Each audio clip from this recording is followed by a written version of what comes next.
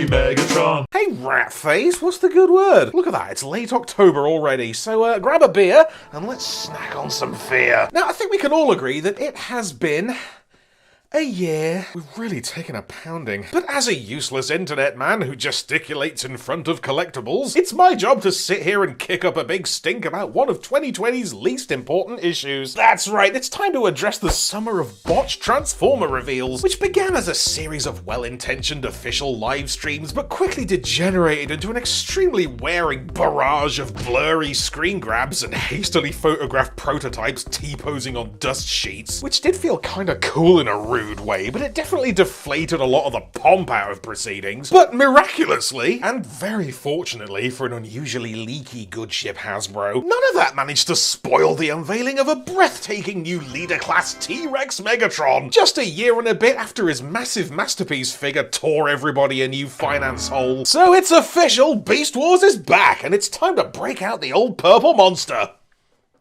And also review Beast Wars Megatron. So here we go with the original Beast Wars Megatron. Well, not the original one, but like the main one.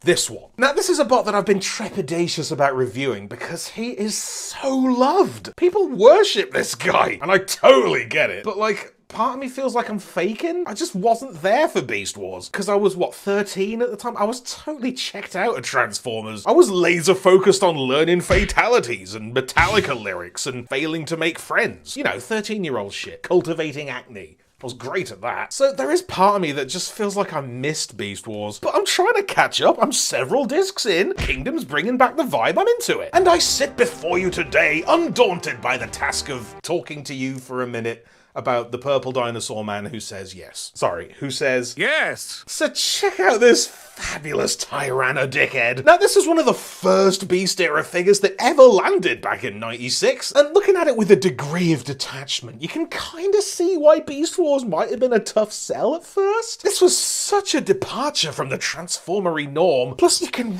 really taste the Kenner in this. Like, as I understand it, after G2 came wheezing to a halt, Hasbro pretty much scraped up the remains of the brand and binned it off to the Kenner team to zap it back to life with some fresh ideas. And zap they did, raising a rabble of banging new beastie bots with much more of a sinewy, organic flavour. Like, look at Megatron's fleshy figure. He's all like rounded He-Man limbs and pachydermal reptile skin, with like almost no hard edges or square corners or really anything that says this is a robot. I mean, the torso definitely sings in smooth metal style, with like a pure black carapace and a smattering of roundy ridges that really read more like fantasy Hordak armor than an actual mechanical bod. I mean, it does still kinda sell the robot in disguise idea, but it's more of a contrast thing. Like how the smooth dairy milk underpants and hard endoskeleton capris just smash cut into these massive scaly shin boots. He's barely out of the disguise. He could honestly just be some mad warlord who blew up a dinosaur and then put it on like a coat. Anyway, size-wise, he's an ultra class, so probably like a leader in 2020 dollars, which makes him a mighty match for Primal, but for group comparisons and that, I have no other high-level Predacons. So here he is with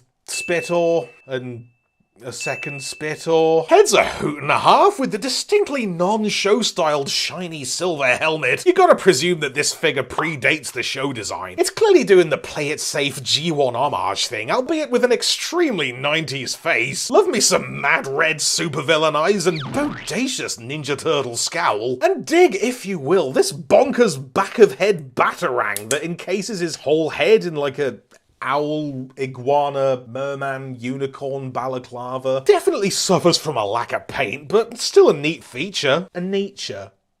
A Friedrich Nietzsche. Alright, look, we gotta talk about the arms. It's time to have the talk about Beast Wars Megatron's arms. Cause yes, the dino head for a hand thing is a thing. It's his thing, we know this. But cleanse your mind for a second. Imagine, if you will, pretend with me that this is the first time you're seeing this.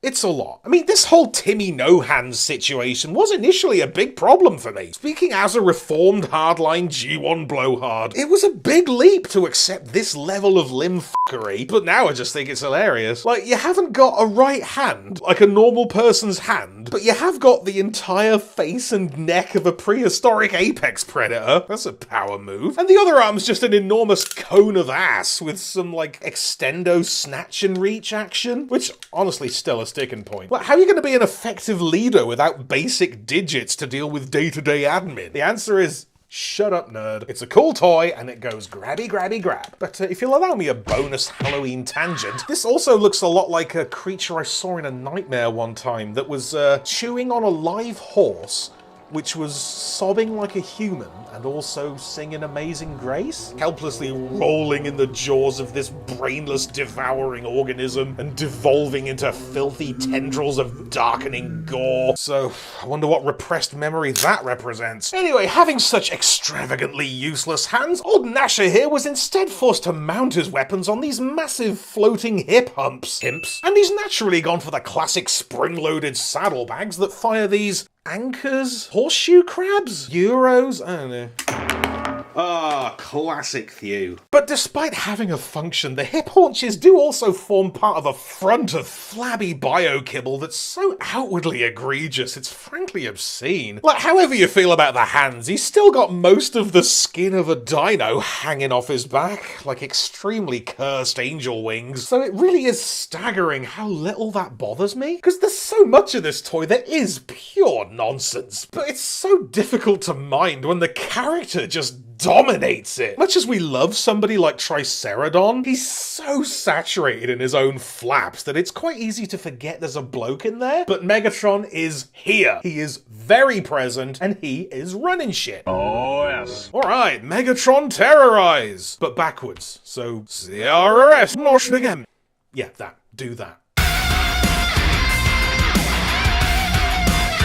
Transformation's almost admirably haphazard. It's so weirdly violent. You like rag the body open and twist it super hard and slam it back in. Everything clanks and crunches and crashes closed. It is Cretaceously cacophonous. And check out this dino.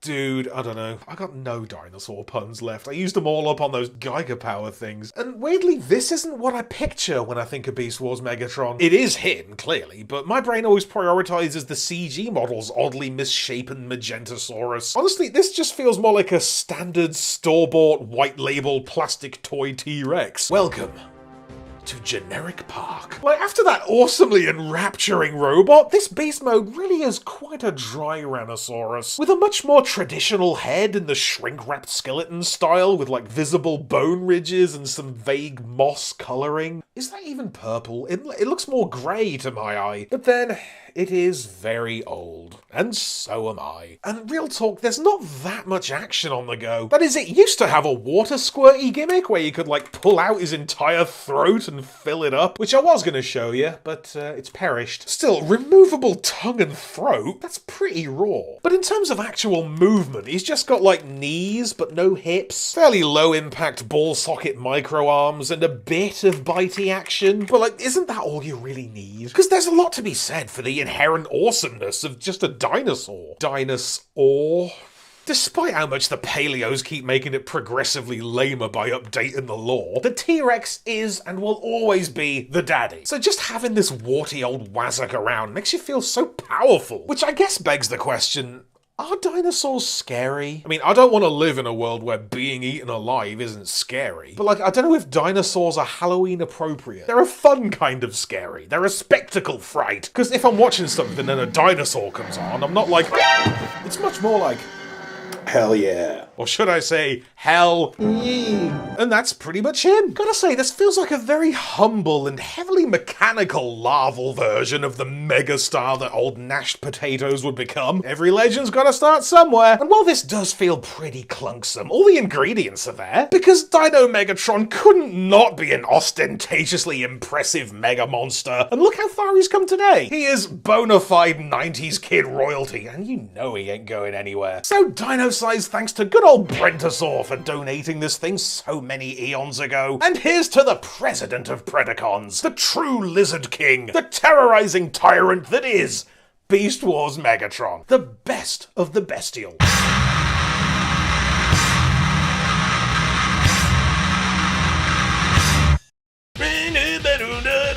Was that scary? No. Thanks for watching anyway. Hope we're all having lots of spooky fun. Woo! And mad patron shoutouts this time to Mr. Jacob Kitchen. You the man, dog. See you later. See you next time. Tori's out. Be sure to subscribe for more Thew's awesome Transformers reviews. Limited appeal, keeping it real.